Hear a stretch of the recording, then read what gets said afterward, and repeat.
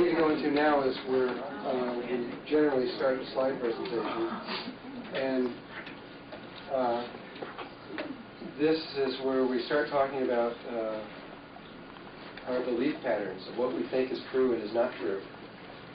You see, we were all raised with a certain, most of us were raised with a certain belief pattern about how things were and how things are.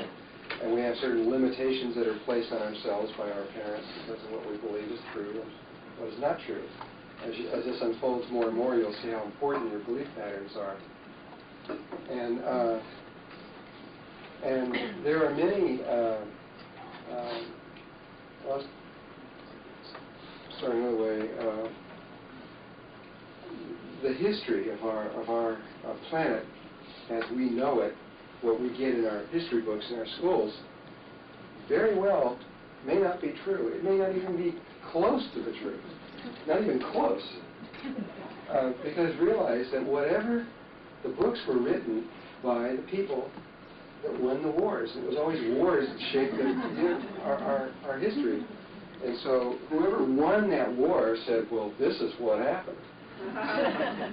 And a lot of times it was just a single person, like a king or something, deciding this is what happened. And which may not be even true. What would happen if Hitler would have won World War II? How would the history books read? Totally different. Totally. You know, we would have been the bad guys, and you know, and necessary to cleanse the human race. It would be necessary. The Jew absolutely important. You know, all these various things. Totally would have changed. But we don't think about that when we read these things. We just assume this is the way it is. And on many, many, many levels, we've been given this. Not just in history, but in all kinds of levels, we've been given the same kind of thing. Our parents tell us, you know, you can do this, but you can't do this. You can jump 6 feet high, but you can't jump 30 feet high. You can, you know, the hospitals, the doctors tell us you can cure this disease, but you can't cure that one. And we keep putting these walls and these limitations of what's true and what's possible and everything else, until someone comes along and breaks those rules. But in history, there's been, the rules have been broken many, many, many times. But our history people just keep shoving these things under the mat. They don't want us to see it. They don't want us to know about a lot of these things.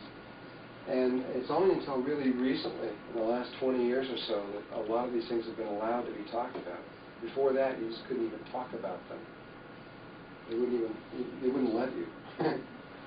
And so I'm starting with this first one, which is from Robert Temple. He wrote a book called The Sirius Mystery, and the Star Series. And he chose this particular subject matter after looking at, I think, 11 or 12 other subjects that were just about as good. I'm glad he chose this one for certain reasons that we can see. And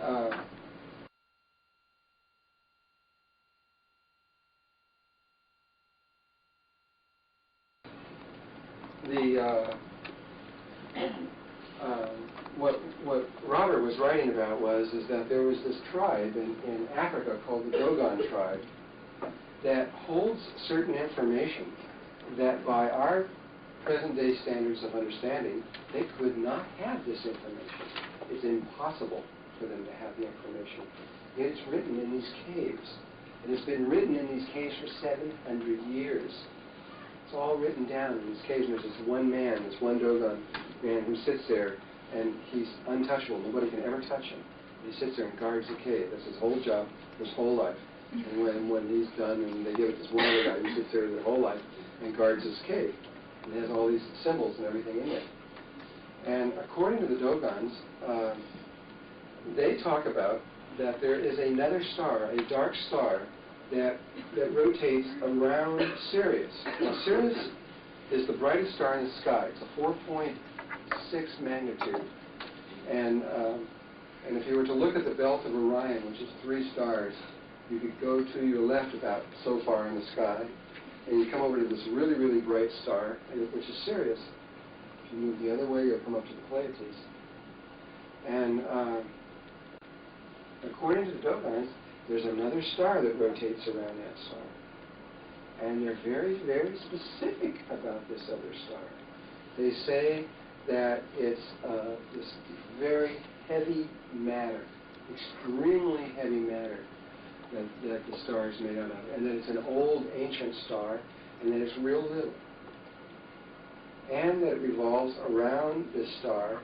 Now this is where a contradiction that I have to check out on my own. Everything I've ever read has said that it was 50 years. And however, a television special just came up recently and said it was 60 years. And I about fell over because I read everything I've ever read, so it's only said 50 years. I'm not sure now. I've got to check this out, but it was either 50 or 60 years. That the star rotated around in either 50 or 60 years. Well, we have checked here on Earth and have never been able to see this star. And didn't know if it, so we just assumed it was fantasy. Until, I believe in the 1950s, they got a telescope finally. I had thought also that it had been done from space when we first put one in space, but they said in this TV thing it had been done from the ground. But they finally got to the place where they were able to see the star one way or another out there, and they saw the star, and they were able to locate, and they did locate this other little star moving around it. And when they did, they were amazed because the star was a white dwarf. Stars are like people. They live and they grow. We'll talk about this again at the right time. They have very definite growth patterns. They move through very definite levels of awareness and changes that are in them are very specific. And our star, the baby star, it starts out at hydrogen, and then all the light and life that's on this planet comes from the fusion reaction of two hydrogen atoms that form helium. But then eventually when the helium process builds up great enough inside there, when the concentration of helium builds up, then another fusion reaction begins, which is three helium atoms coming together forming carbon, which just took place on our sun in 1972, which is the beginning of why of some of the situation here on Earth. And that process keeps going on. So, and when a star gets old and it gets toward the end of this fusion process, and it moves into a certain area of space, it has a choice. It can either blow up and become a supernova, or it can expand out and become a red giant, at which point it will contract back in and become a white dwarf. And and so the first thing they did is on this white, this happened to be a white dwarf, which is, like they said, it was a little ancient small star. It's a very compressed tiny star. And when they calculated its orbit, it was exactly whatever they said. It was either 50 or 60 years. It was, instead of 50 years, it was 50.1. It was so close. It was almost exactly the same. And that just couldn't be a coincidence. It's just too much. And they described in great detail how heavy this was. Well, I remember the first data that I got 20 years ago or so when I was studying this was that 1 cubic inch of a white dwarf, if it was brought on Earth, would be 2,000 pounds. And I remember saying that at one point, and people would go, wow, 2,000 pounds. Well, the new data that comes up now is 1 cubic inch is 1.6 million tons. If you can imagine 1.6 million tons in 1 inch, if you put it down on the ground and just keep going to the center of the earth, it wouldn't be much to stop it.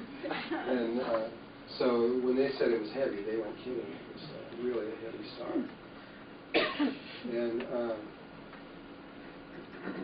And so the fact that they were able to do this was amazing.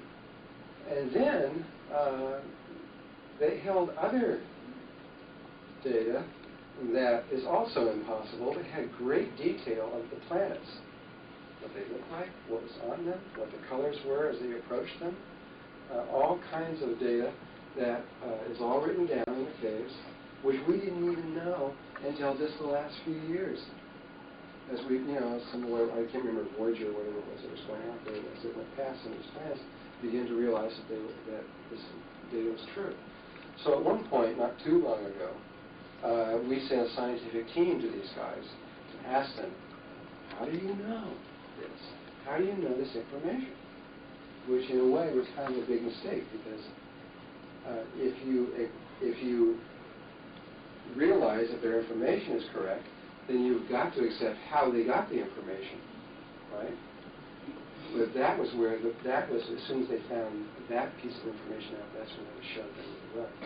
Because what the Dogon said was, well, this flying saucer came out of the sky, came down and landed on 3 legs, and they got the picture of this in the cave also, and that the beings in the ship made a big hole in the ground, they filled it with water, and they jumped out, and they looked like dolphins, and they came up to the edge of the water and talked to them, and told them about the planet, that this is where they came from.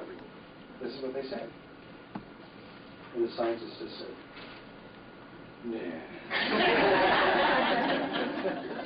And just shoved it under the rug. But and this was the picture that they gave to them. They called them the Nomo, N-O-M-O, and that they were half in and out of water, and they breathed air, and they had the fin facing this way, which is the only. There's no fish that have this. Only the animals, the cetacean nation, has. I forgot what's that called when it's fit? It's got a name. When it's facing this way. And so these were cetaceans. These were air-breathing animals that came out and lived there. And they were dolphin-like, anyway, put it that way. You cannot say for certain that they were dolphins. And they said that when the Nomo came here, that a new star appeared in the heavens, and that it hung in the sky over them. And that the Nomo said that they came from the star, which was really the mothership that came down from. And that as soon as the Nomo left, when they left and did this, the star disappeared. So this is a very interesting little bit of information. There was another bit of information that was extraordinary, that was given to the scientists and was studied by a group of Australian astronomers. They said that this was the image, that this image was given to them a long time ago. Now, realize that Dogons lived near Timbuktu in northern Africa in the desert, and they're talking about dolphins, right? And this information has now been traced way back into ancient Egypt and further back into Sumeria, which we'll talk about later.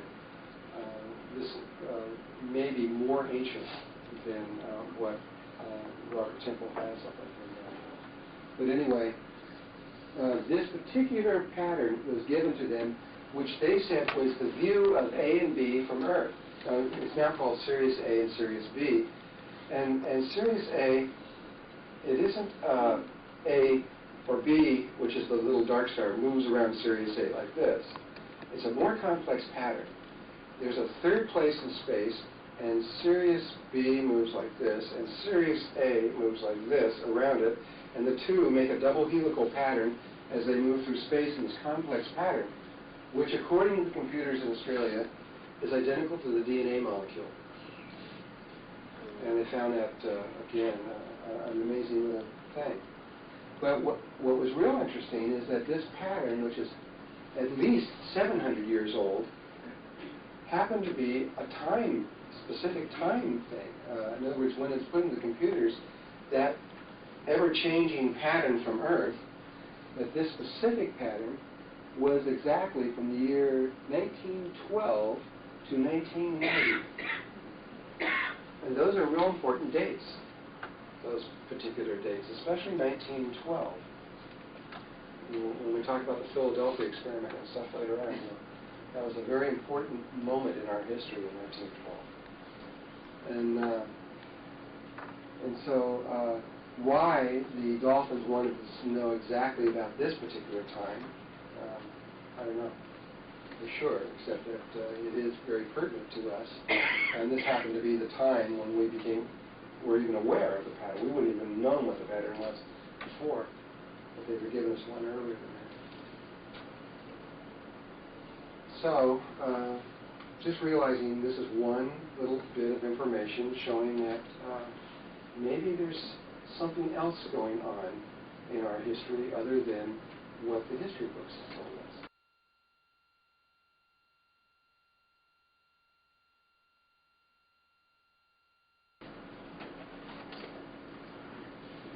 In 1985, I was giving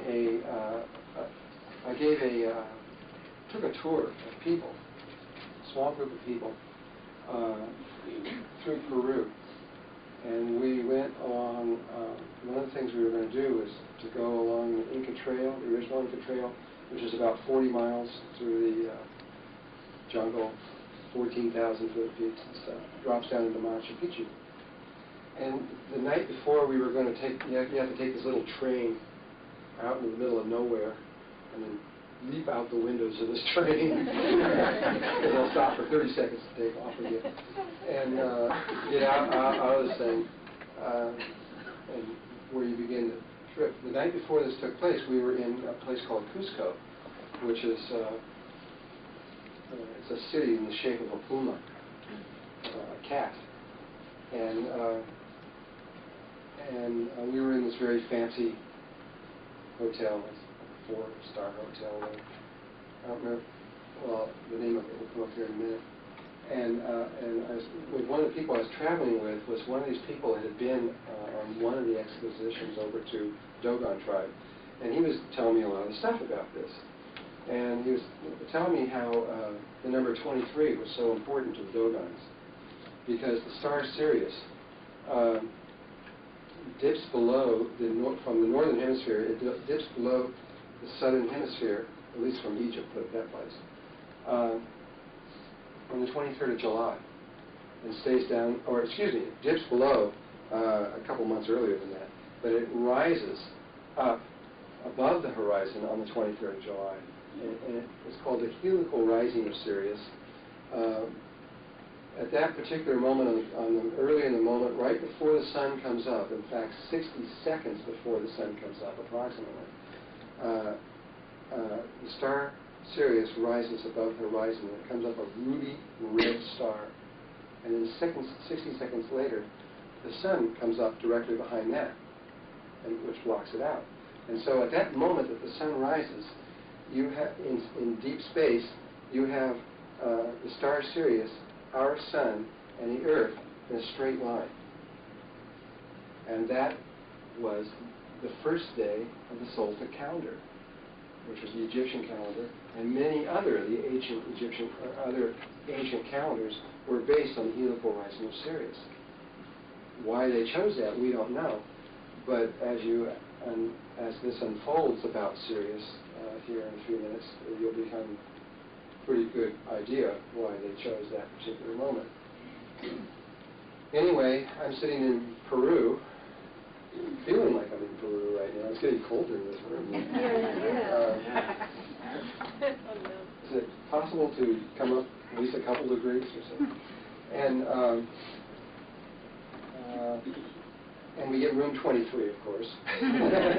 And we go into room 20, and he's telling me, hey, we got room 23, good sign, all this stuff. And we go into room 23, and on the bed was this symbol in Peru. And I remember standing there for about 5 minutes looking at this, and we were trying to figure out the link in our, we didn't say anything, we just looked at this bed for about 5 minutes, trying to figure out how that symbol had got from the Dogons in Africa over to Peru. And because it was the same one. And or very, very, very close to it. In fact, this is it was the Hotel San Agustin International, Cusco, Peru. And I went around to all the people and I said, people work there, what does this mean to you? Well, it has something to do with our creation, but they didn't know. They were almost all Spanish that ran this thing. They didn't really know the creation stories of the Indians that were behind us. It wasn't until I got to Lake Titicaca, and it was it wasn't the Quechuan, it was the ones that float out on the islands out there. Euros, what they are? I can't remember. Anyway, there's an island tribe that they live on reeds, They build their islands daily by putting reeds, and they float on these islands. They got these whole cities out there with buildings and cars and everything else. No cars. Buildings. No cars. But just buildings, metal buildings and everything else floating out on these reeds out there with houses and homes and chickens and goats and everything else like that. And they did it a long time ago to escape being killed and just stayed there. It's real weird when you're walking on these things because you look off and there's water right there. And they're saying, now walk where we walk, and we're walking exactly where they walk, and you walk in the wrong place. And it's just... They lost somebody a week before. They kept saying, now we lost somebody a week before, so it's real close. I was walking exactly where they walked.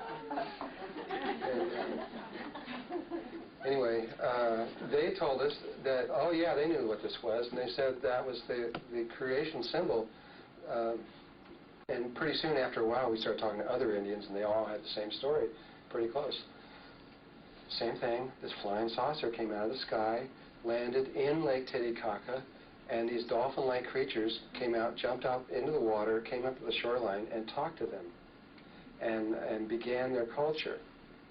Now, when you read Zecharia Sitchin, which I'm going to talk about his work a little later, he talks about how the first piece of land that broke the surface of the water was the island of the Sun, which is in Bolivia, which is in the middle of Lake Titicaca.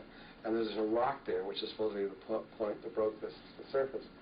And that was where Thoth came to and landed there and began the Incan culture anyway. And which is exactly what Thoth told me. Exactly. Before I'd ever even heard of Zecharia Sitchin, he said he went to the island of the Sun, and that's where he had stepped out and began the whole thing. It was it's really amazing. I didn't know about Zecharia until about the last 2 years or so. And because most of the history that I got from this man named Thoth, who I'll talk about in a little bit. And I couldn't, it was just absolutely amazing to me as I was reading this, that how the Sumerian records, which we're going to talk about in just a moment, and what Thoth had told me from another dimensional level, just fit together like, just like two perfect keys. I can't find any mistakes at all. Can't find even anything. It seems perfect. But, which are the actual written records of our history, which we're just becoming aware of right now. We're just now becoming aware of what was written down in Sumeria. But even just a few more minutes, I'll get to that. So anyway, here's a very similar story in about dolphins somehow having to do with the creation of this area. If you want to read an article, which I have here, this also came out of Australia. It's called Our Father Who Art in Water, and which is a lot of the dolphin data that has been gathered from around the world. If you read this article, which I guess we can copy or something, I don't have it, it's a pretty thick one here, it'll really amaze you, because all over the world a similar story is told. How dolphins have had an amazing influence in the creation of a lot of the ancient cultures, especially around the Mediterranean, from Greece to lots and lots and lots of places there, not just Greece, there's a lot of other places that they've had a deep influence. And their influence in Australia has been very, very powerful. The original ships that landed in Australia, the lead ship was called the Sirius. And it's now called Sirius Bay, where they landed. And the star Sirius star is on the Australian flag. And there's more dolphins around the continent of Australia than anywhere else in the world. No one knows how many, of course. There's a lot of dolphins in the world. I don't know if you know how many dolphins. Most people think there's a few dolphins out there in the ocean and they're endangered and we've got to be careful.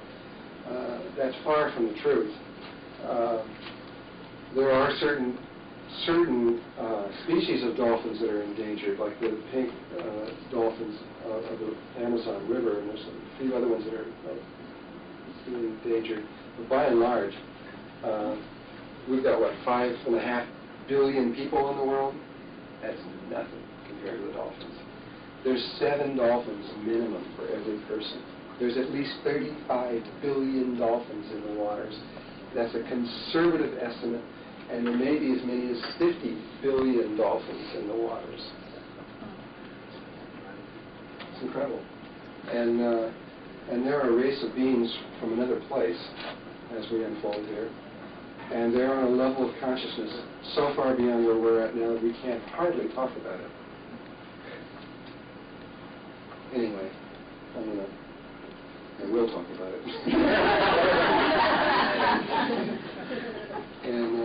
But they probably had a big influence on us at one point.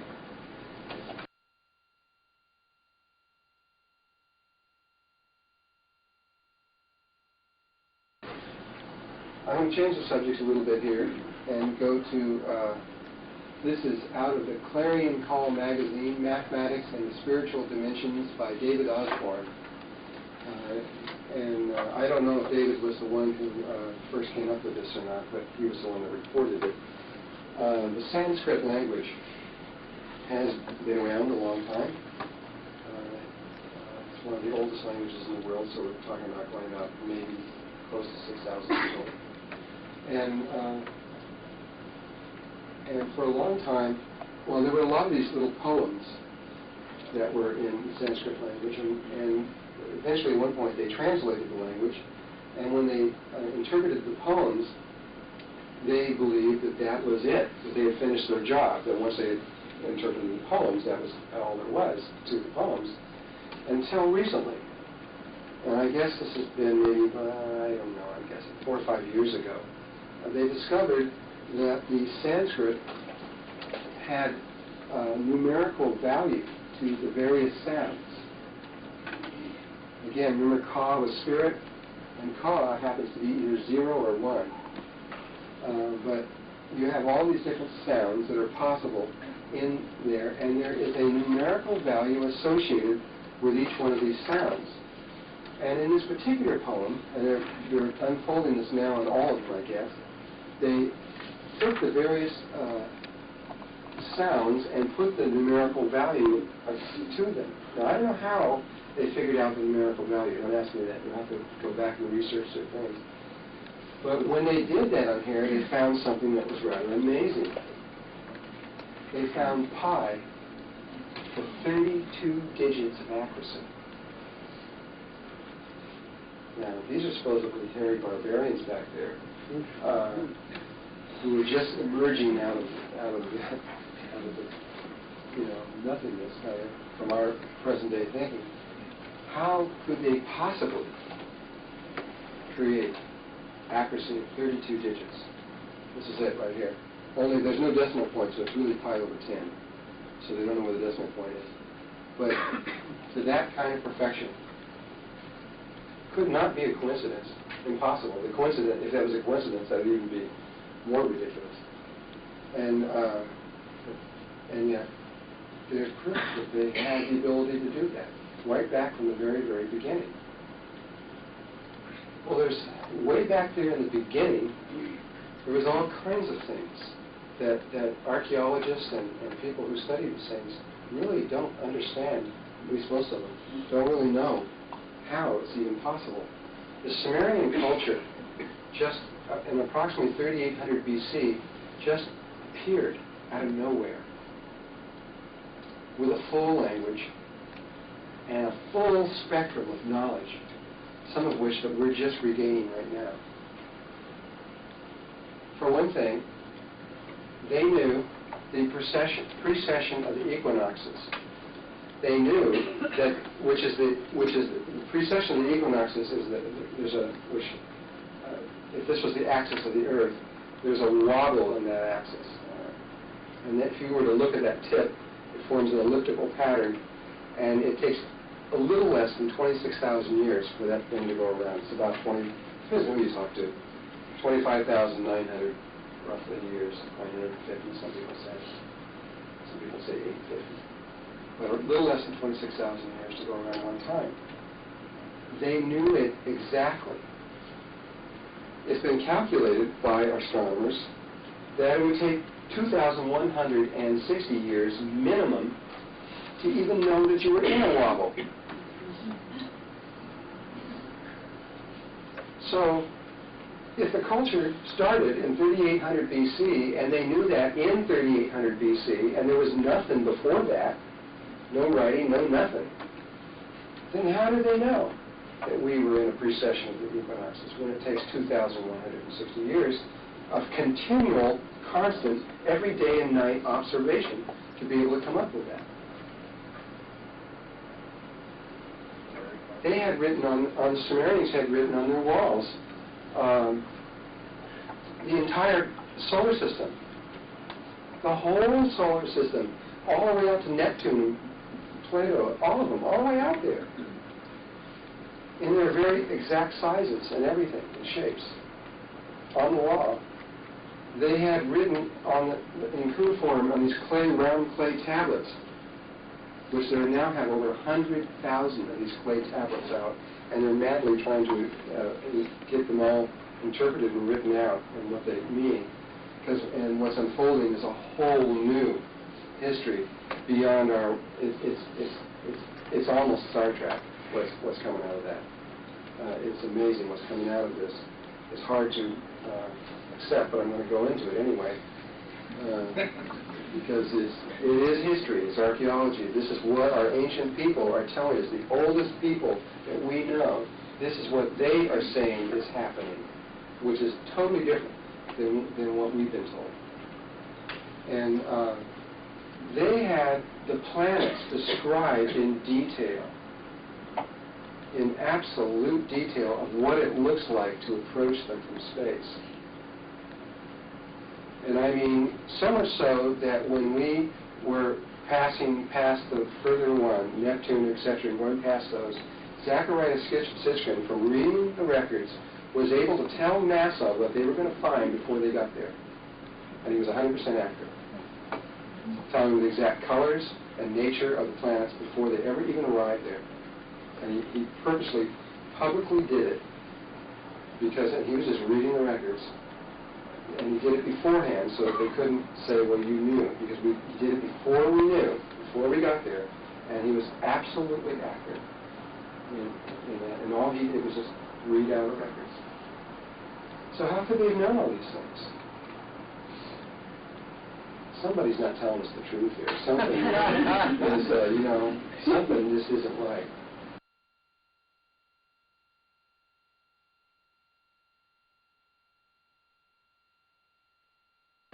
And there's a lot more. There's a really big one going on right now. This is a really, really big thing happening right now.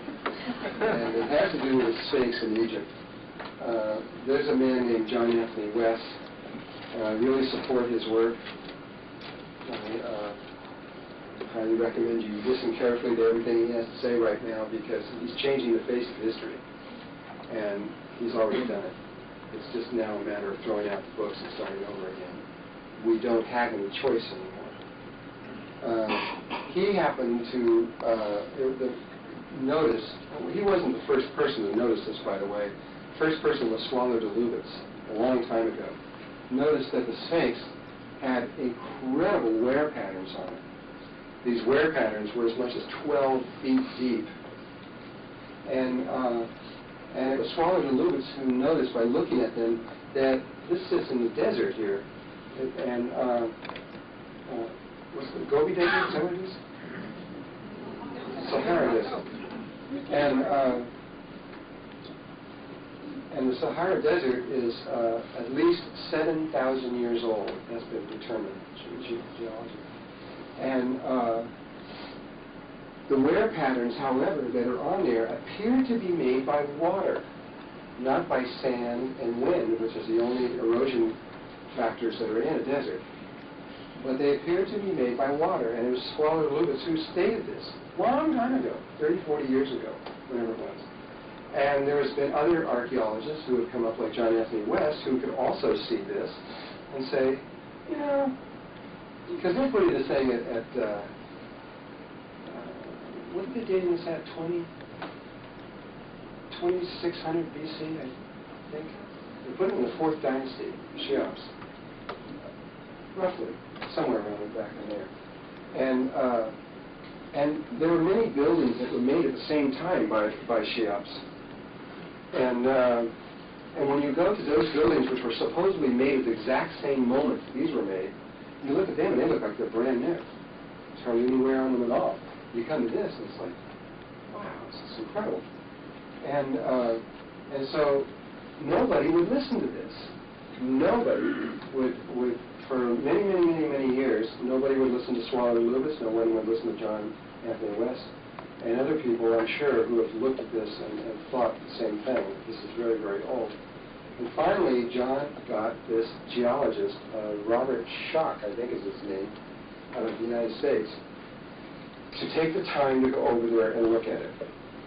And he did, and then by many trips of going over there and by doing a pure, straight, scientific analysis of the wear patterns and using computers and all the other various things that we have now, regardless of what anybody else has to say, forget about the archaeologists, what they have to say about it, from a pure geological point of view, that thing has water patterns on it, wear patterns on it from water, and it's been calculated to take 1,000 years of constant torrential rain to create that depth of wear.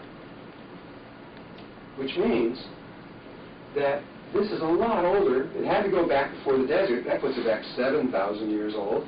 And another 1,000 years minimum, that's if it rained constantly day and night and never stopped with total buckets pouring on it. And putting it back 8,000 years old. So they're saying, well, it's probably somewhere between 10 and 15,000 years old. And that's been established over there, and by doing a pure, straight, scientific analysis of the wear patterns and using computers and all the other various things that we have now, regardless of what anybody else has to say, forget about the archaeologists, what they have to say about it, from a pure geological point of view, that thing has water patterns on it, wear patterns on it from water, and it's been calculated it would take 1,000 years of constant torrential rain to create that depth of wear. Which means that this is a lot older. It had to go back before the desert. That puts it back 7,000 years old.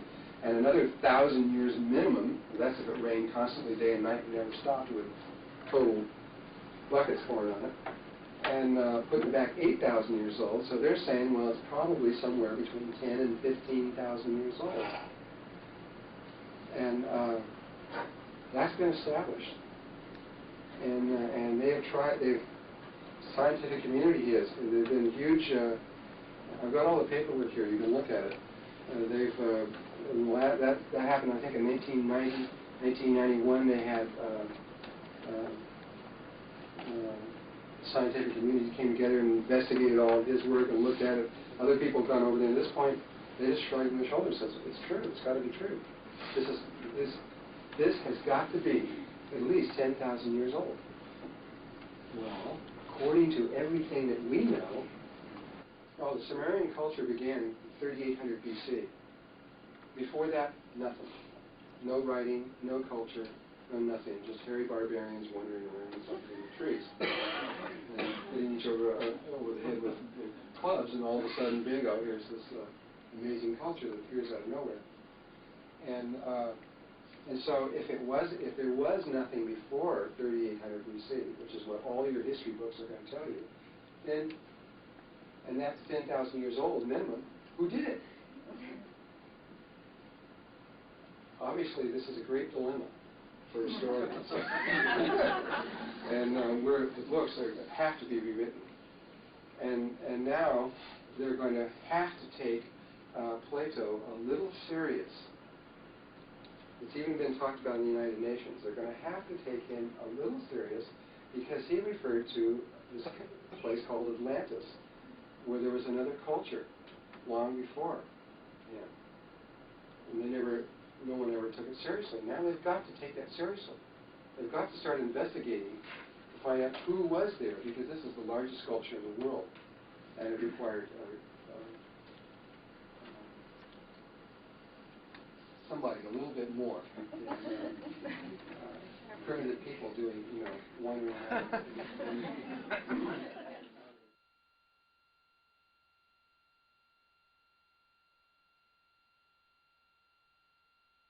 For those of you who are Edgar Cayce fans, and from the ARE and this kind of thing, is anybody here from that? A few people.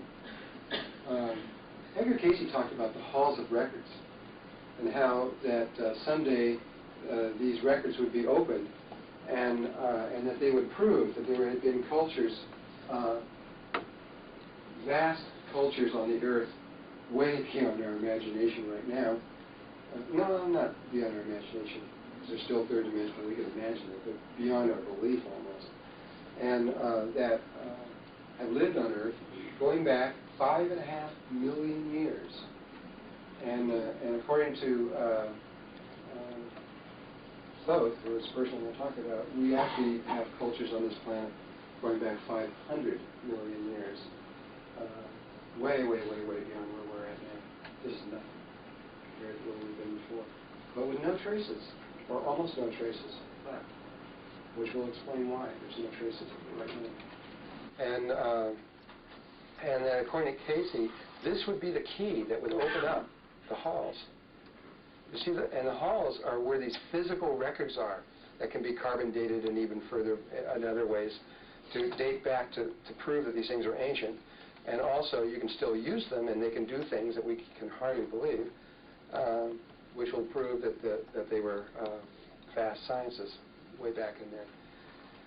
And this would be the opening. And the opening, they said, would be in the right paw of the Sphinx. And for a long time, they thought that was sort of an arbitrary place, just the right paw of the Sphinx or what. But it's not arbitrary. You'll see. All of this has there's logic and meaning behind all of this.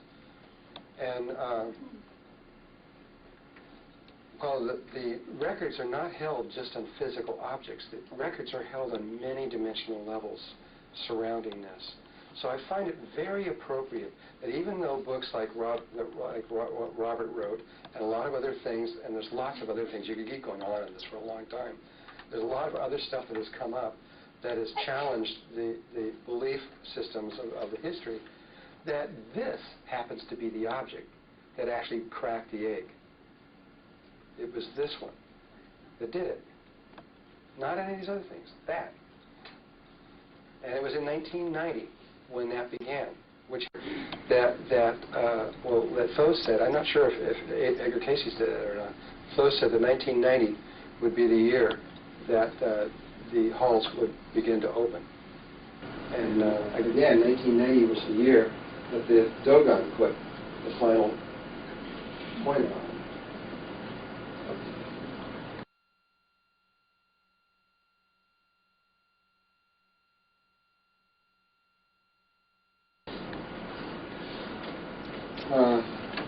The information that you're about to, most of the information, especially having to do with history and these kinds of things, a lot of the stuff comes from this man.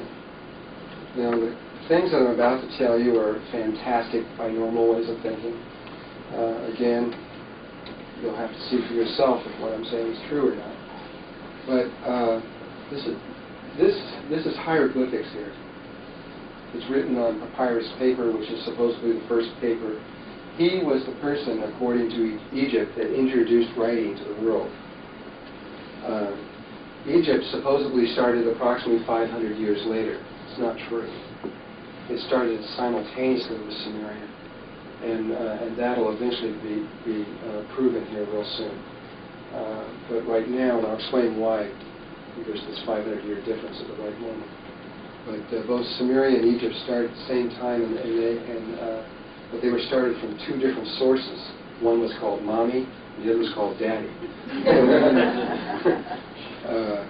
That which created us as a race before came back to start unfolding who we are. But this whole thing is hieroglyphics. It's a form of writing. Hieroglyphics means holy writing. And it's all hieroglyphics, not just this up here, but this too. This is a symbol which means a very specific person. And in Egypt, his name was Thoth, spelled Thoth. And And he doesn't look like that. He doesn't have a bird head on his body. That's the hieroglyphic that represents him. He looks very much like, he would look Egyptian if you see him today. And he's holding 2 reeds in his hand, which are the papyrus reeds.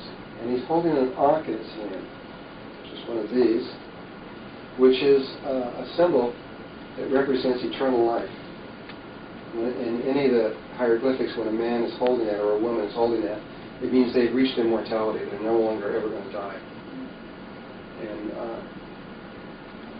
And by the way, immortality has a definition from our point of view. It does not mean someone who lives in the same body forever and ever and ever and ever. That's called a trap or something. Not going to do that. Immortality means that your memory pattern and your consciousness has no more break in it anymore. You have total memory going back to the moment, at least to the moment that you began immortality. And your memory and your consciousness has no break, no matter where you pass through. There's no loss. Like right now, we die and we go into particular overtime in the 4th dimension. We forget that we're here once we're there. And then when we come back this way, we forget that we came from there and back over here. Keep making the cycle, forgetting each time, though it's accessible because it's in our, it's magnetically held, so it's possible to reach into these ancient memories, old memories, but we keep forgetting. But once you reach immortality, there's no more forgetting. So you can leave and you can die at will when you want to. You can leave a body. You can go into other, because as you will go on, you will find that there's other bodies that are more appropriate for higher levels of consciousness than this one. And at some certain points, you'll realize that you don't need any body at all. And, but the consciousness continues on. But this person here, he considers himself an earth person. In truth, we're all from somewhere else other than Earth, because Earth, Earth, we're all from somewhere, not necessarily from Earth. But he considers himself that because that's where he gained his immortality, was here. And he gained it during the time of Atlantis, approximately 52,000 years ago.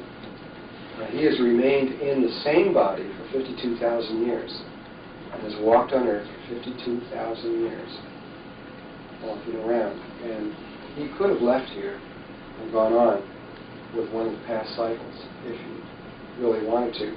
But he chose to stay here, very much, for you Hindus out there, very much like a bodhisattva now, where he realized that we were all connected.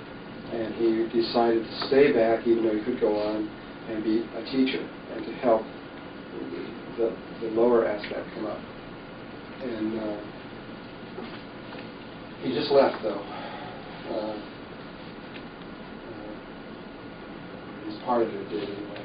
And he made this transition over this octave, along with 31 other beings who made the first time ever of this consciousness level, upward to the higher level.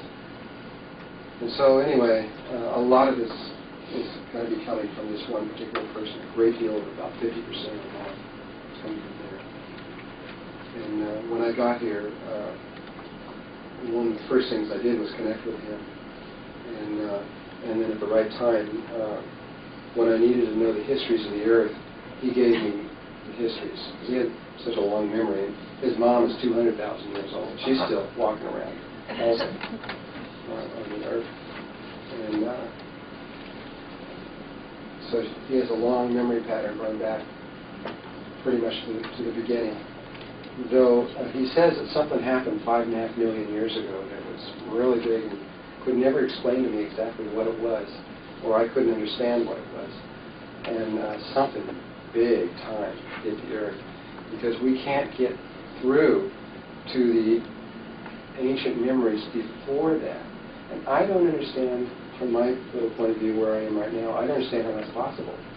Because once you create an action or something happens, it goes into what's called the Akashic Records. Mathematically, if you strike a bell, that bell will never go away. It's called asymptotically reaching a limit. Mathematically, it will theoretically exist forever. and it should still be attainable if you could track down to the Golden Mean Spiral, to the place where it was started. But something happened, must have been really big, and they can't get through, and so none of the ancients can get through this. They can't consciously go back, though there are records that go back. They still can't consciously go back like they can the first 5.5 million years, according to him. Anyway, this is his symbol, which is an ibis bird. I think there's several reasons why they chose that, but one of them is because it hangs out in the reeds all the time. The second time I was in Egypt, I went all over looking for one of these ibis birds. Looking through all the reeds. I must have went through about 5 miles, went through reeds. And never could find one of these guys, and never did see one anywhere, not even from a distance. I had to go back to the Albuquerque Zoo. And that's an ibis bird right there. They look like little sort of pink, short storks. And here's Thoth writing. This is an actual hieroglyph of him writing on one of the walls in Egypt, and laying down the writing. We didn't need writing until a certain point. When the consciousness got to a certain level, then we had to use writing. Before that, we had 100% absolute total holographic memory. There was no reason to do it. Anything that any person ever experienced, anybody else could re-experience at any time that they wanted to. And we still have people like that on the earth right now, today. There's whole groups of them. One of them is the Aboriginals in Australia. Those people are all linked together in a very specific level of consciousness. And they can, if one of them were here in this room right now, then in essence I would be giving it to all of them. They can go into what they call dream time and come in, and it's a holographic world. They would be able to walk around in here and look at this happening. They could experience the whole 5 days, as many as they wanted to. And but it would not be real. It would be like a hologram. It would be like light. It would not be real. It would be, they couldn't remove things or use things, but it would be like a hologram. But it's a perfect memory. They could smell, they could hear the sounds. It'd be just like being here, but it wouldn't be real.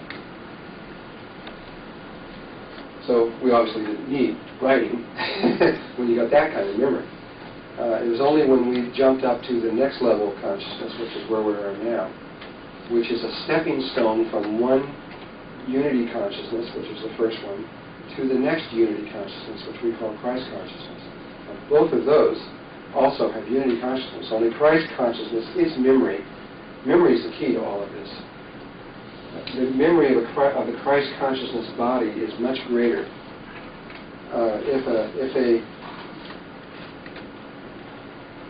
If the Aboriginal could come into this room, and they would be remembering it, but from like a light field. If the Christ conscious being remembered the room, they would literally be here in time and space. It's a little different. They would just appear. They'd be here. If they remembered an orange, if an Aboriginal remembers an orange, then he's got an orange, but he can't do anything with it. If a Christ conscious being remembers an orange, he's got a real orange. He can pick it up and peel it. So obviously, whatever his memory extends through all time and space and everything that's ever occurred. So all things are possible. It's a whole other level, and there's levels beyond that. Our memory, we are in a separate state. This is the stepping stone. We contain within us the parameters of Christ consciousness, which I'll geometrically be able to show you at the right moment. But we are not Christ consciousness. And but we're a stepping stone in that someone from the first level of consciousness steps into this level of consciousness and then gets out of it as quick as possible to the third one. Have to pass through here, but you don't want to hang out here. Because we are not a harmonic consciousness, and we will destroy any place that we are in, i.e., look at the Earth. Just give us enough time, and we would completely kill this planet. And it's just the way we are, because we are not harmonic. And I have to explain a lot to explain what that means before I can get to that place.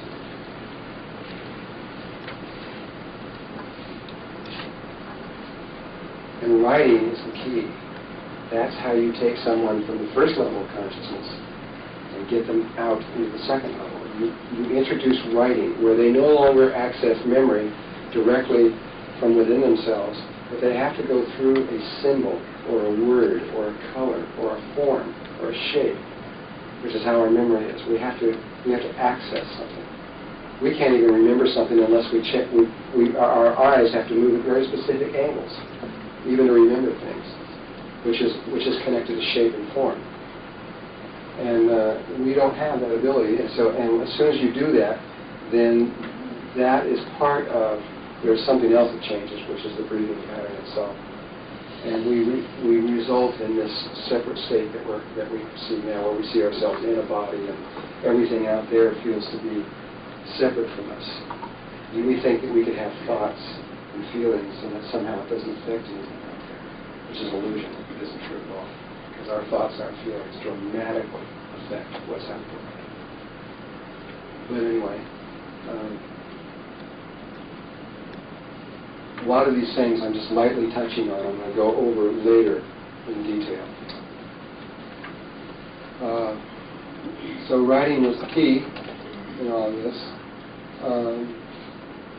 This was his wife, Shizak, who was also one of my teachers. She was the one that brought me here in the first place, about 3,500 years ago. And she's also a recording from the feminine view rather than the